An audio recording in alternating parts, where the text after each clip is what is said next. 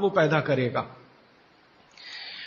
अब ये प्रकृति की मदद से नहीं हो सकता, तो प्रकृति के विरुद्ध जाकर उसको काम करना पड़ेगा, तो उसके लिए कुछ एक्स्ट्रा एफर्ट्स लगेंगे। तो ऐसी गैस रसायन शास्त्र में जो तापमान को कम करने में काम में आती हैं, उन गैसों का इस्तेमाल रेफ्रिजरेटर करेगा, जिनको विज्ञान की भाषा में CFCs कहते हैं, क्लोरोफ्लोरोकार्बन्स, जिसमें क्लोरीन भी है, फ्लोरीन भी है और कार्बन डाइऑक्साइड। अगर आप रसायन शास्त्र की डिक्शनरी निकाल कर देखें, टेक्स्ट की बात नहीं कर रहा हूं, एक डिक्शनरी खरीद लें केमिस्ट्री की और क्लोरीन शब्द देखें तो सामने ही लिखा हुआ है जहर, और फिर फ्लोरीन देखें तो अत्यंत जहर,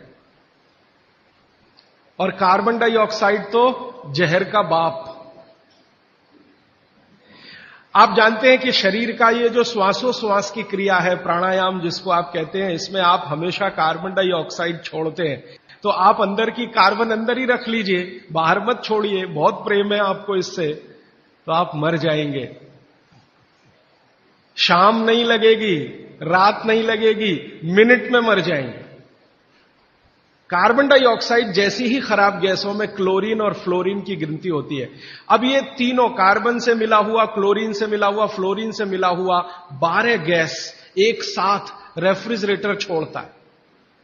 CFC1 गैस का नाम है, CFC1, CFC2, CFC3, ऐसी CFC12 तक। अब इसमें आपने जो कुछ भी रखा है वो सब इन गैसों के प्रभाव में आता है। आप बोलेंगे जी हमने तो भोजन को ढककर रखा है, कितना भी ढक के रखिए, क्योंकि गैसों का असर इतना तीव्र है कि स्टील को तोड़ के निकल जाने वाली गैसें हैं। तो अगर आप इतने सारे जहरीली गैसों से युक्त भोजन को 2 घंटे, 3 घंटे, 5 घंटे उसमें रख के फिर खा रहे हैं, तो माफ कीजिए, आप भोजन नहीं जहर ही खा रहे हैं। तो इसलिए मेरी आपको विनती है कि आपके घर में रेफ्रिजरेटर अगर ले लिया है तो इसका इस्तेमाल कम करिए, सबसे अच्छा है बंद करिए, और मेरी बात माने तो बेच दीजिए, क्योंकि इसके रखे रहने से जो मन में लालच है, लालच पता है क्या है? अगर ये है तो कुछ तो करो इसका, अगर ये है तो कुछ तो करो इसका, अगर ये है तो कुछ तो करो इसका, तो कुछ